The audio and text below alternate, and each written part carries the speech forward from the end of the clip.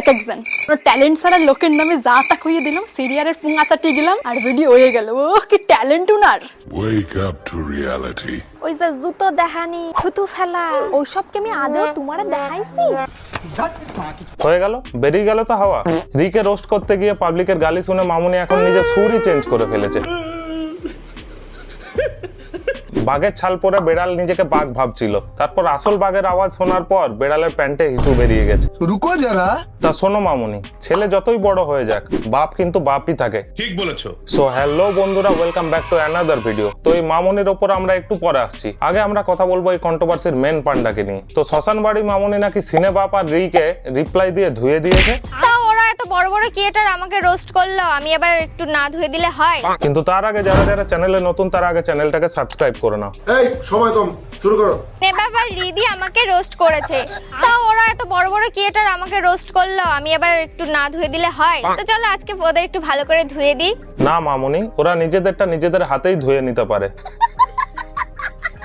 আর তাও তোমার যদি এতটাই ধোয়ার ইচ্ছা হয়, তাহলে সকাল সকাল ওরা যখন পটিতে বসবে তখন একটু জল নিয়ে পৌঁছে যেও। চলো আজকে ওদের একটু ভালো করে ধুয়ে দিই। কি দিনকাল এলো রে ভাই, এরা যা খুশি তাই ভিডিও বানিয়েই যাবে, আর রোস্টাররা রোস্ট করলেই রোস্টারদেরকে নাকি ধুয়ে দেবে। কি মানা যায়? বোন, তোদের মতো ক্রিয়েটারকে না রোস্টাররা রোজ সকালে ফ্ল্যাশ করে দেয়। না দিদি, ওটা কিন্তু আমি লাফাচ্ছিলাম না, ওখানে আমি একটু ডান্স করছিলাম। কেমন লাগলো ডান্সটা তো বললে না? দারুণ লাগলো, এত ভালো লাগলো যে তোমাকে ডান্স শ্মশান ডান্সের জাজ বানানো হবে। আগে জানতাম ভাই শ্মশানে গেলে শান্তি পাওয়া যায়, কিন্তু এখন এদের জ্বালায় তো ভাই মরেও মানুষ শান্তি পাচ্ছে না। এমনকি এরা শ্মশানে গিয়ে ভূত দেখতে পেলেও বলবে, হাই গাইস, দেখো আমার সাথে আজ কে এসেছে। ভূত ভূত আজকে ড্রেস পরেনি, তাই ভূতের দেখা যাচ্ছে চু। আবে সালে।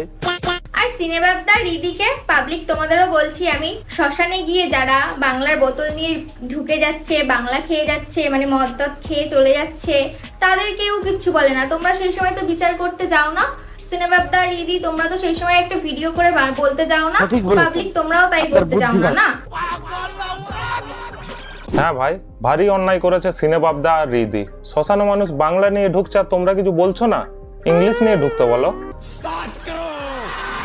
এই মামুনি তার ভিডিওতে আরো অনেক লজিকলেস কথাবার্তা বলে গেছে ভাই, যেগুলো দেখি আমিও তোমাদের সময় নষ্ট করতে চাই না। তো চলো এখন যাওয়া যাক মেন আসামির দিকে। তো ভিডিও স্টার্ট করার আগে মামুনিকে আমি একটাই কথা বলবো, মামুনি তোমার ওই মুখের খৈনিটা বাইরে ফেলে আসো। না মানে আমি চাই না আমার ভিডিওতে কেউ খৈনি খেয়ে থু থু করুক।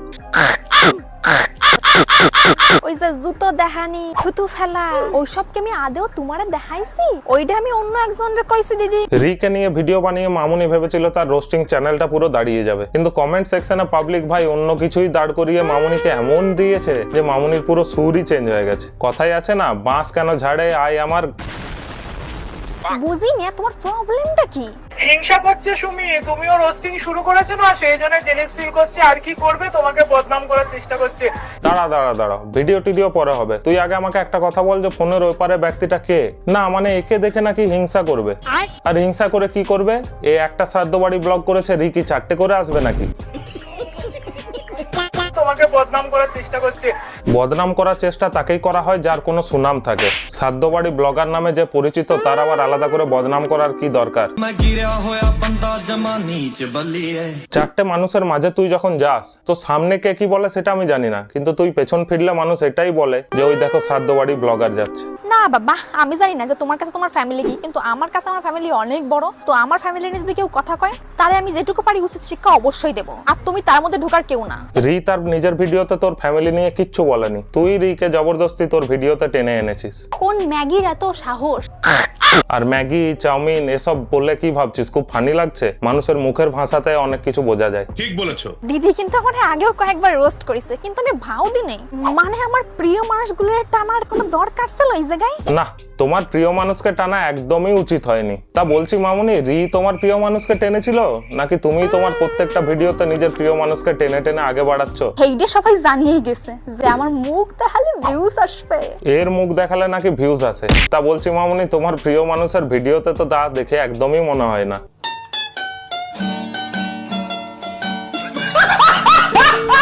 তো ভিডিওটা আজকের মতো এখানেই শেষ করলাম, দেখা হচ্ছে পরের ভিডিওতে। আর যারা যারা ভাই চ্যানেলটাকে এখনো সাবস্ক্রাইব করোনি, তারা আগে চ্যানেলটাকে সাবস্ক্রাইব করে নাও।